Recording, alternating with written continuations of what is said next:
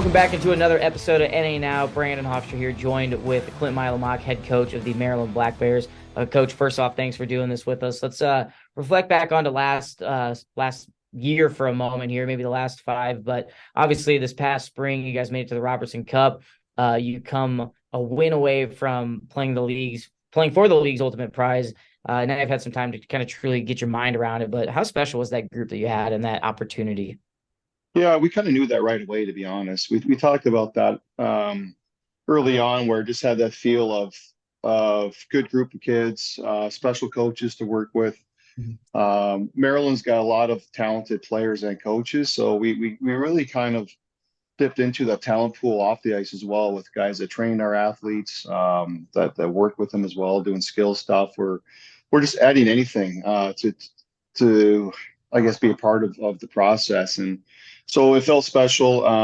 It was a great group, and I can't say enough about our captains, especially Brad McNeil, who was our team captain. And I think everyone that we talked to during the year would just say, Brad McNeil, man, that guy, like, he just keeps you guys in the fight. He brings the rest of your team into the battle, and Yep. he doesn't just do it sporadically. He did it every night. So RPI is getting a special person as Mhm. well as players. So guys like that made it special, and we have just a good group of kids. We just had that perfect kind of chemistry of guys that were aloof and fun to be around, and then kept the light to the guys that were serious and Yeah. showed up every day. But the bottom line is the whole group showed up every day. So that was the fun part, just coaching day to day and our interactions with them and getting to know them. The longer the season goes, the more the personalities come out. So it was fun to be a part of. And like we told the players before playoffs, it's kind of up to you to take us on a journey and make it fun, and let's Yep. see what you got. So yeah, close. Didn't get it done, but it was good for the organization to get a peek into what that life, what that situation's like. Yeah, I mean, myself and our colleagues as well got the chance to talk to a lot of your players, Brad McNeil being one of them, and just an awesome kid off the ice, on the ice, an elite player as well. But kind of piggybacking off that last question, to be there from the beginning to see where this organization is now, how proud are you of that team's accomplishments?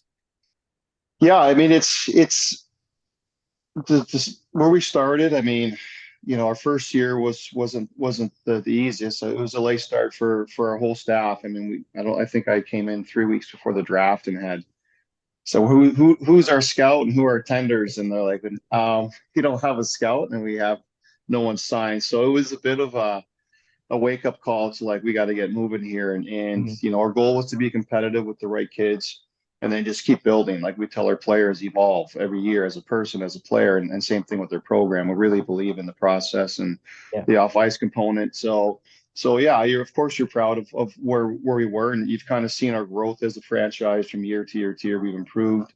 But we haven't done it in a way where we're selling out our soul to do it. We're doing things the right way. And that starts with your ownership group. We get a lot of support, and you can't do it without solid people around you. And we've been blessed that way as well. 100%. Now moving forward into the current season, you guys didn't really have much of an off season, but what holes needed to be filled on this Black Bear roster from last season coming into now today? Just some depth on the back end. We lost, a lot of points on the back end, and I think we've done a pretty good job of replacing some of that. Our goaltending should be pretty strong this year. And then up front, you lose guys like Catalano and Brad McNeil, and right now Hunter Ramos is in Youngstown. Mhm. So there's some guys to replace, but I think everyone's got that every year. Right. So what we try and do and how we build is with character and the right types of kids that we think will compete every night. We always say when it's game 52, who's showing up and competing. We feel like we have a roster full of those guys, and our job as coaches is to, I guess, you know, have that talent, but also have the type of team where teams don't like playing us, and that they respect how hard we work, Yeah. and that's what we're trying to do again. And you never know. Everyone's happy this time of year. Everyone Right. loves their roster, and we're no different. But based on our track record and how we scout and recruit, we feel like we've done a pretty good job. And we'll see in a couple of days when players report what we got. Yeah, it's crazy. It's all starting here soon. But speaking of Yeah. that roster, who are some of the returners that you expect to take on a bigger role? Like Dimitri Kibru is back. He's a guy that scored I think 24 goals last year and was a big piece of our offense and PK. I think he had six shorthanded goals and he's back for another year before he goes off to University of Alaska Anchorage. You got guys like Sam Stitz, Jesse Horchak to take some more steps. So we've got a few different types of kids. Where Riley Rue is another guy.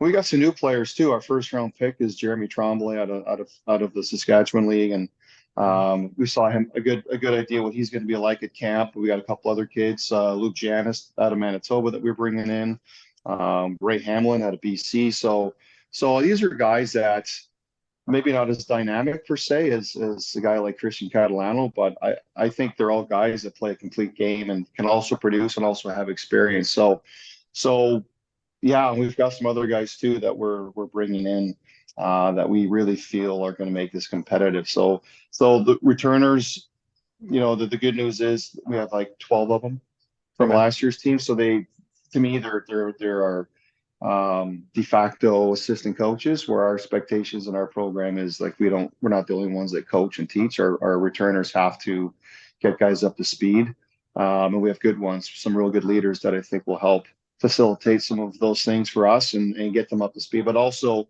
I just feel like the guys are bringing in, like they've already made calls and asked, what do you guys do? What's your process and what do you do off the ice and what are your systems and all that. So they're all in, and so that's why I think it gives us a chance right away if we bring in the right types of guys to fill those holes. But they're also talented.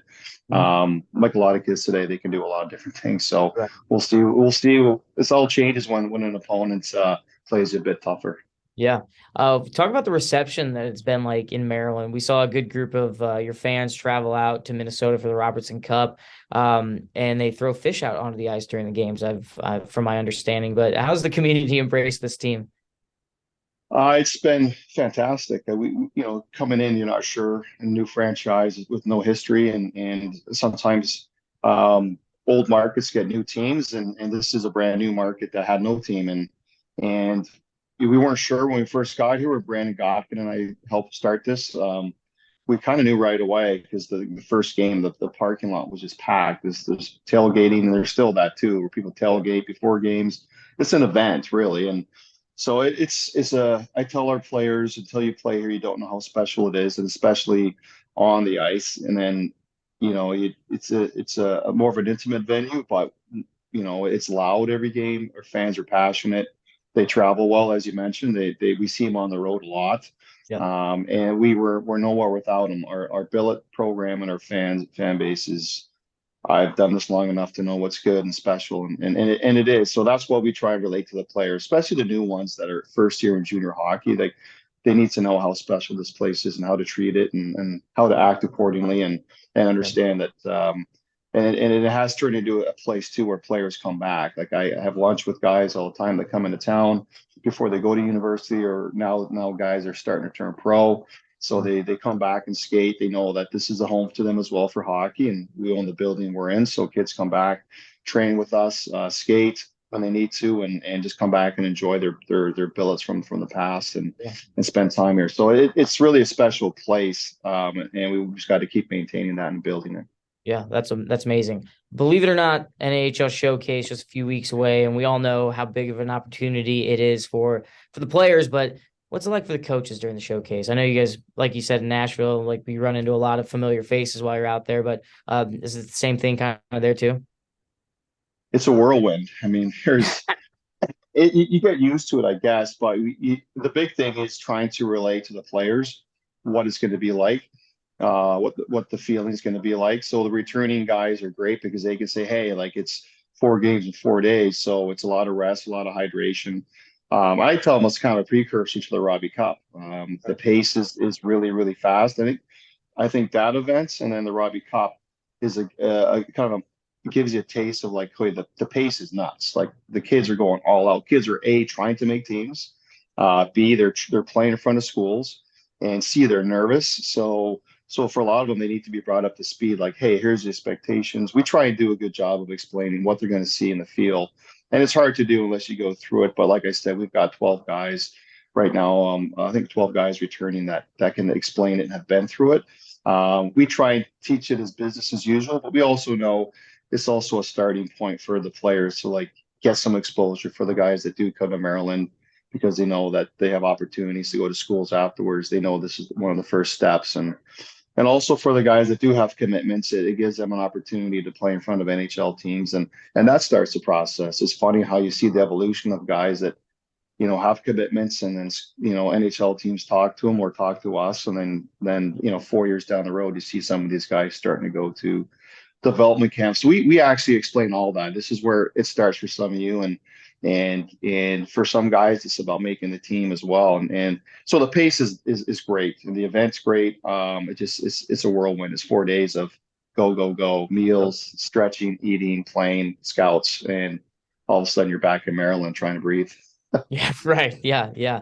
Well, Clint, we appreciate it, and good luck this upcoming season. We'll see you a few weeks over in Minnesota. Yeah, I look forward to it. Thank you.